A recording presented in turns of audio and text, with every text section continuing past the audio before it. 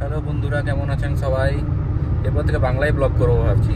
হিন্দি ব্লগে কিছু লাভ হচ্ছে না, বাংলায় করে দেখি, কেউ যদি দেখে ভালো লাগে। আজকে এখন সময় প্রায় দুটো বাজতে যাচ্ছে, আর বেরিয়েছি, একটু কাজ আছে, কাজ করে কাজ সেরে তারপরে ডিউটি জয়েন করব বিকেলের দিকে। ডিউটিও আজকে সকাল থেকে ব্যস্তই ছিলাম, এখানে ওখানে একটু কাজ ছিল, বেরিয়ে এলাম। এই যে ডিউটি যাচ্ছি, মেন রাস্তায় উঠলাম। অনেকক্ষণ ধরেই ভাবছি ব্লগটা স্টার্ট করব, কিন্তু আর করা হয়ে উঠছিল না। এই এখন স্টার্ট করলাম, এগিয়ে যাচ্ছি আর কি কাজের দিকে। মেন রাস্তার ভিউ দেখাচ্ছি। এই ড্যাশ ক্যামটা লাগিয়েছি আমি কয়েকদিন আগে। মোটামুটি ড্যাশ ক্যামের ফুটেজ মোটামুটি ভালোই বলা যেতে পারে। কি কোম্পানির ড্যাশ ক্যাম, কী ব্যাপার, কোথা থেকে অর্ডার দিয়েছিলাম ওটা আমি বলে দেবো। চেক করে আগে যদি ভালো হয় তাহলেই বলবো, নাহলে বলে লাভ নেই। দুর্গাপুজো তো প্রায় এসেই গেল, হয়তো এই ব্লগটা আপলোডই হবে ষষ্ঠীর দিন। আপনারা দেখবেন, যদি ব্লগটা দেখে ভালো লাগে অবশ্যই লাইক দেবেন একটা, আর বলবেন আপনারা কি দেখতে চান। আমার বাড়ি ঝাড়গ্রামেই, তো ঝাড়গ্রামের পাশাপাশি কি দেখতে চান। ঝাড়গ্রামের পূজা প্যান্ডেলগুলো তো অবশ্যই দেখাবো আমি এবার। আশা করছি আপনাদের ভালো লাগবে। ঝাড়গ্রামে যতটা আমি রাস্তায় ঘুরতে ঘুরতে চোখে পড়েছে পূজা প্যান্ডেলগুলো, সত্যিই প্রত্যেকটা প্যান্ডেলই খুবই ভালো হয়েছে। এবার অনেক বড় বড় থিমের উপর হয়েছে, দেখতেও ভালো লাগছে। তারপরে লাইটিং ফাইটিং পুরো কমপ্লিট এখনও শুরু হয়নি, লাইটিং ফাইটিং অন হয়ে গেলে আরও দেখতে ভালো লাগবে। পুজো আসছে বলে চুল ফুলগুলো কেটেছিলাম, কিন্তু বেশি ছোট করে দিয়েছে যা মনে হচ্ছে, দেখতে খারাপ লাগছে। আর আপনারা কেমন আছেন সবাই বলুন, ভালো আছেন তো? ব্যাস, কয়েকদিন আগে ঘুরতে গেছিলাম শিমলিপালের দিকে। শিমলিপাল নিয়ে যদি কারো কোনো প্রশ্ন আছে জিজ্ঞেস করতে পারেন। আমি ব্লগ করিনি শিমলিপালে, এমনি কারণ ফ্যামিলির সাথে সময় কাটাতে গেছিলাম, আর ব্লগে আর করতে ইচ্ছা করলো না, ওই জন্য। আজকে একা ছিলাম, ভাবলাম ব্লগ করে নিই কিছুক্ষণ। একটু পরে ম্যাডামের সাথে দেখা হয়ে যাবে, ম্যাডামকে নিয়ে করেই যাবো আজ ডিউটিতে। ওরও ছুটি আছে, দুর্গাপুজোর জন্য ছুটি পড়ে যাচ্ছে, ওকে নিয়ে করে একসাথে চলে যাবো। দুদিন ওখানে থেকে তারপরে ডিউটি করে বাড়ি ফিরে আসবো। দুর্গাপূজা এনজয় করবো বন্ধুদের, ফ্যামিলি সবার সাথে। দুর্গাপূজায় কোথাও যাওয়ার প্ল্যান নেই এবছর, পুরোটাই বাড়িতে থাকবো, ঝাড়গ্রামের প্যান্ডেল দেখবো, বন্ধুদের সাথে ঘুরবো।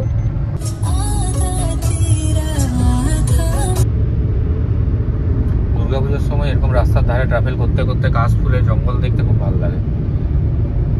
পুরো সাদা হয়ে থাকে, কিছু কিছু জায়গা এখন আবার শেষ হয়ে এসছে সিজনটা, সাদা ফুলগুলো ঝরে গেছে। নাহলে কিছু কিছু সময় এমন হয় যে পুরো রাস্তা দুধারটাই সাদা, খুবই সুন্দর লাগে দেখতে। মেঘলা মেঘলা হয়ে আছে ওয়েদারটা, পুজোর সময় বৃষ্টি হওয়ার কথা। কুয়াশা পড়ছে সম্ভবত, কারণ দেখছি আজকাল একটু হালকা হালকা গাড়ি বাইরে রাখলে গাড়ি ভিজে যাচ্ছে, বাইকের সিট ভিজে যাচ্ছে। তারপর একটু কুয়াশা ভাবও চলে এসছে, রাস্তাঘাটে ঘুরলে বোঝা যাচ্ছে। পুজোর সময় তো বৃষ্টি হওয়ার কথা, সবাই বলেছিল প্রচুর বৃষ্টি হবে, কোনো নিম্নচাপ হবে। মাঝে মাঝে বৃষ্টি হচ্ছেও। কালকে বৃষ্টি হয়েছিল, না কালকে হয়নি, পরশু দিন বৃষ্টি হয়েছিল, তার আগের দিন বৃষ্টি হয়েছিল। মোটামুটি বৃষ্টি ডেলি আধ ঘন্টার জন্য হলেও হচ্ছে বৃষ্টিটা।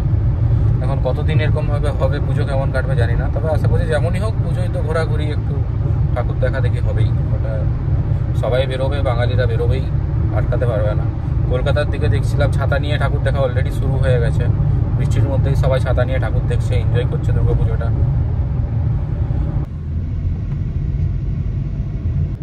মেন রাস্তা ছেড়ে গভীর দিকে ঢুকে যাচ্ছি, ওদিকেই যাওয়ার আছে আমার, কাজটা ওদিকেই আছে। সোজা গেলে তাড়াতাড়ি পৌঁছে যেতাম, কিন্তু যেহেতু কাজ আছে, একটু কাজ করে যেতে হবে কিছু, তার জন্য গোপীবল্লভপুরের রাস্তা ধরলাম আর কি। সোজা গেলে বহড়াগুড়া হয়ে আমি আমার বোম্বে চৌকি পৌঁছে যেতাম। এখান থেকে গোপীবল্লভপুরের দিকে যাব। এই গোপীবল্লভপুর ট্যুর উন্নয়ন ব্লকে স্বাগত জানাই। গোপীবল্লভপুরের এই ব্লকের মধ্যে এটা পড়ছে জায়গাটা, ফ্যাকো পড়ছে জায়গাটার নাম। বাস চালানোর স্টাইল দেখছেন, কোনো ইয়ে নেই, অথচ 50 কিলোমিটার রাস্তা যেতে 2.5 ঘন্টা সময় নেয় এরা।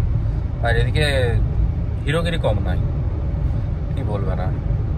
দেখলে রাগও লাগে এদেরকে, মনে হয় মাঝে মাঝে নেমে করে পিটাই, কি করবেন না। এই পুরো রাস্তার দৃশ্যটাই খুব সুন্দর। যারা ঝাড়গ্রাম আসছেন, অনেকে তো ঝাড়গ্রাম ঘুরে চলে যান। এই রাস্তার মধ্যে একটার জাম্ভিরা বলে একটা ড্যাম পড়ে, যেটা গোপীবল্লভপুর থেকে আপনাকে ডান দিকে গিয়ে একটু যেতে হয়। যারা ঝাড়গ্রাম ঘুরতে আসছেন অথচ শুধু বেলপাহাড়ি বা ঝিলিমিলি এইসব জায়গাগুলো দেখে যারা বেরিয়ে যাচ্ছেন ঝাড়গ্রাম ছেড়ে, তাদের জন্য বলবো একবার আপনারা জামহিরা ড্যামটা একবার ঘুরে করে যাবেন। কারণ ড্যামটাও খুব সুন্দর, অনেক বড় ড্যাম, উড়িষ্যার মধ্যে পড়ছে অবশ্যই, কিন্তু গোপীবল্লভপুর থেকে আপনার 10-12 কিলোমিটার হবে, খুব বেশি দূর নয়। আমি 2-3 বার এসেছি, খুবই সুন্দর। গুগল ম্যাপ দিয়ে আসবেন, খুবই সুন্দর জায়গা। রাস্তাটারও পুরো খুবই সুন্দর রাস্তা, কোনো অসুবিধা নেই কোথাও, ভালো রাস্তাতেও দৃশ্য ভালো পাবেন। একবার ভিজিট করে নেবেন, ওটা রিকমেন্ডেড ফুললি। ন্যানো দাঁড়িয়ে আছে, সবুজ ন্যানো, ভালো লাগলো দেখে ওটা বেশ। এখানে দুর্গাপুজোর প্যান্ডেল হয়েছে।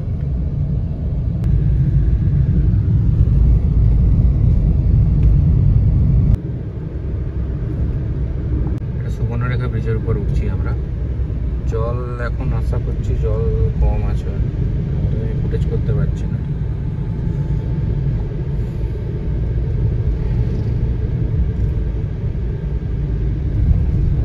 যে নদী, কোনো জলই নেই এতে, খুব কম। এটা এতটাই চওড়া যেটা কোনোদিন ভর্তি হয় না।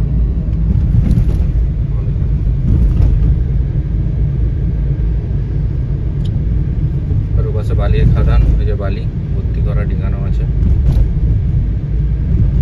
সুবর্ণরেখা ব্রিজটা বেরোলেই গোপীবল্লভপুর ঢুকছেন। গোপীবল্লভপুরে সব কিছুই মোটামুটি পাওয়া যায়, ছোটোখাটো একটা টাউন টাইপের বলা যেতে পারে। বাস ফাস চলছে সবসময়, ঝাড়গ্রাম থেকে আসা যাওয়া করা হয়।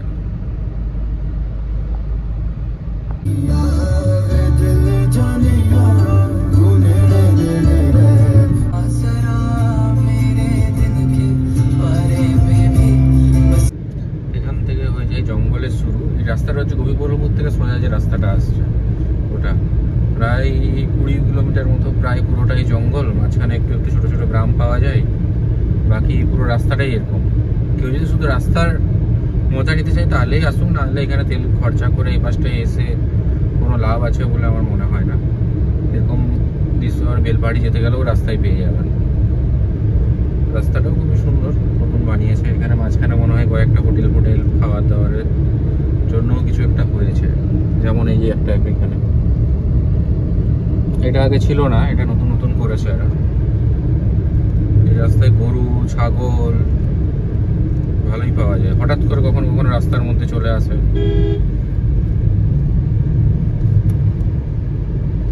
মানুষও সচেতন নয়, ছেড়ে দেয়। আপনারা বুঝতে পারছেন কিনা জানি, রাস্তার মধ্যে কুয়াশা কুয়াশা আবছা আবছা একটা ভাব এসে গেছে অলরেডি এখন থেকে দেখছি। জঙ্গলটা পেরোক, খালি জায়গা কোনো আসুক, আমি দেখাচ্ছি ওখানে বেশি চোখে পড়ছে জিনিসটা।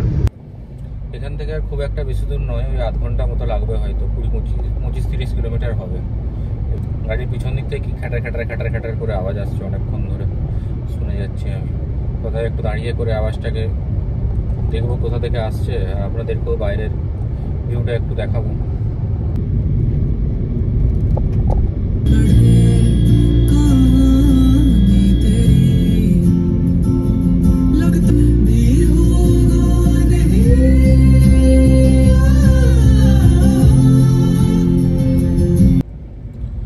গিয়ে করে ম্যাডামকে নিয়ে করে এই রাস্তা দিয়ে আবার ব্যাক করব, তারপরে গোপীবল্লভপুর থেকে ওইদিকে উড়িষ্যার দিকে চলে যাব আমি।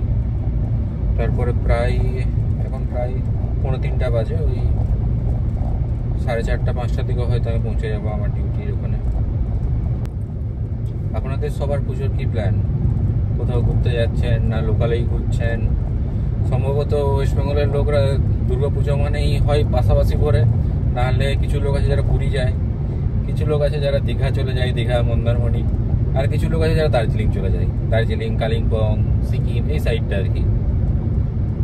আর কিছু লোক থাকে যারা বাইরে চলে যায় কোথাও ঘুরতে, গোয়া চলে গেল, আন্দামান চলে গেল কেউ। তবে অনুষ্ঠানের সময় তো আমার যেহেতু সব বন্ধুরা থাকে এখানেই, দেখা হয় সবার সাথে। আমার ঠিক লোকাল এরিয়ায় ঘুরতেই আমার এই সময়টা ভালো লাগে।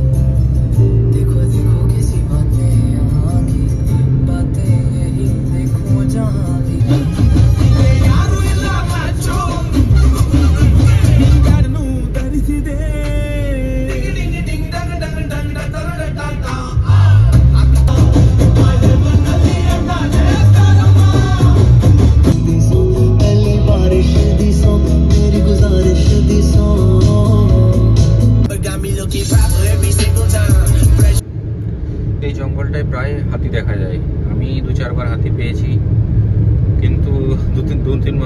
তারপরে 2-3 মাস হয়ে গেল প্রায় যাতায়াত করছি জঙ্গলটা দিয়ে, কিন্তু হাতি আর দেখতে পাইনি। তাহলে কখনো রাস্তার উপরে, কখনো রাস্তার সাইডে। বেশি স্পিডে যাচ্ছি না, মোটামুটি 80-90 এর মধ্যেই চালাচ্ছি, কারণ তাড়াহুড়োর খুব একটা কিছু নেই। দিয়ে সেই 5টা, 5:30, 6টার মধ্যে ডিউটি জয়েন করবো, তাড়াহুড়োর সেরকম কিছু নেই। রাস্তাটা খুবই সুন্দর, জঙ্গলটাও খুবই সুন্দর, ভালো লাগে এই রাস্তাটা দিয়ে গাড়ি চালিয়ে। জঙ্গলটায় হাতি ছাড়াও হরিণ আছে, প্রচুর হরিণ, খরগোশ, এগুলো প্রায় দেখতে পাওয়া যায়। পুরোটাই কাশফুলে ভর্তি জায়গাটা, দুদিকেই সাদা, সুন্দর লাগছে দেখতে। মাঝখান দিয়ে রাস্তাটা বেরোচ্ছে। কাশফুলের গাছগুলোর হাইটটাও অনেক লম্বা।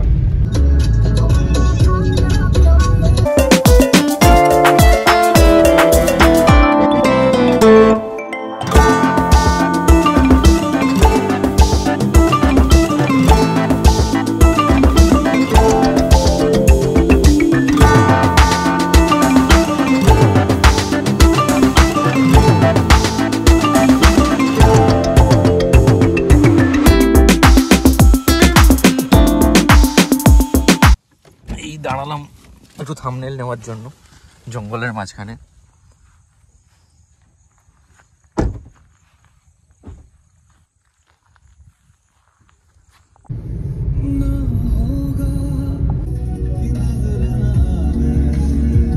ঘুরে ফিরে আবার সেই মেন রাস্তায় উঠে গেলাম। 4:20 বাজে, তাতেই দেখছি একদম সন্ধ্যার মতো অবস্থা হয়ে এসছে।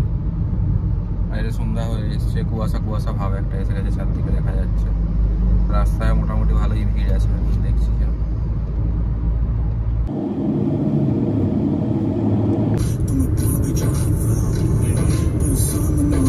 হঠাৎ করে আবার বৃষ্টি পড়ছে রাস্তার মধ্যে।